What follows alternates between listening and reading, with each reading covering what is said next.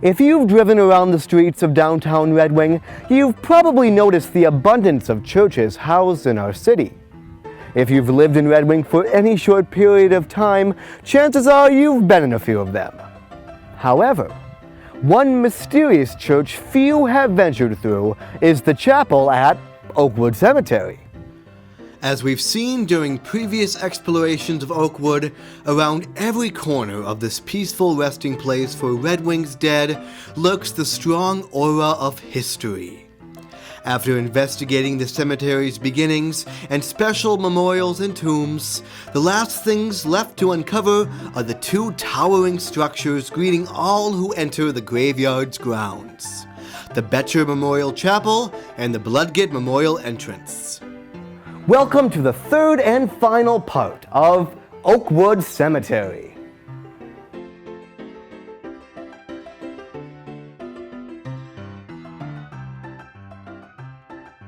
The intertwined history of the architectural marvels begin with one man, Charles Betcher, who immigrated to America from modern-day Germany, conducted profitable business in Red Wing's lumber industry, and served on the original board of trustees of city cemeteries. After his death in 1903, his wife Margaret Betcher donated $10,000 for the construction of a cemetery chapel dedicated to her late husband. Around the same time in 1906, another well-known Red Wing citizen named Elijah Haskell Blodgett gave $5,000 for the construction of a stone entrance to memorialize his late wife. With each donation in place and approved by the City Council, the question became who would design the chapel and the entrance. Famous Minnesota architect Clarence H. Johnston Sr. was hired to complete the task. Johnston completed many notable works across the state of Minnesota. Johnston designed both the chapel and the entrance, finishing them just before Memorial Day in 1908. He also designed the water tower, which sits within the main cemetery. Constructed with Red Wing limestone, the Blodgett Memorial Entrance stands 27 feet high and stretches and extends 60 feet across East Avenue, running 150 feet on either side of the fence. The words Oakwood Cemetery are proudly displayed at the entrance's head. On the gateway's right side lies an inscription reading, "Until the morning break and the shadows fade away." This phrase is derived from the Christian Bible book Song of Solomon. The exterior of the Charles Betcher Memorial Chapel is designed to resemble a Greek cross. With Red Wing limestone, many stained glass windows, red tile, and a tall spire topped with a copper cross, the chapel gleams as a piece of stunning architectural art. Stepping through the chapel's doors only reveals more beauty. The sanctuary measures 38 feet by 38 feet and is full of Gothic designs.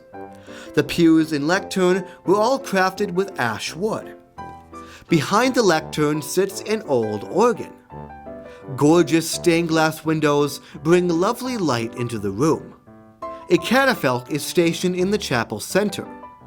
Caskets would slide under the catafalque's metal framework to be supported during funeral ceremonies. Descending down a rickety, old spiral staircase leads you to the basement. Metal racks line the walls where caskets would be stored, especially during winter months when proper burial was not possible. Caskets would be raised up on the catafalque, but another lift elevator exists in the basement to lower caskets for storage.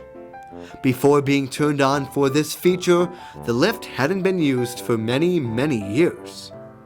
A prominent stained glass window sits behind the lectern and organ on the rear wall.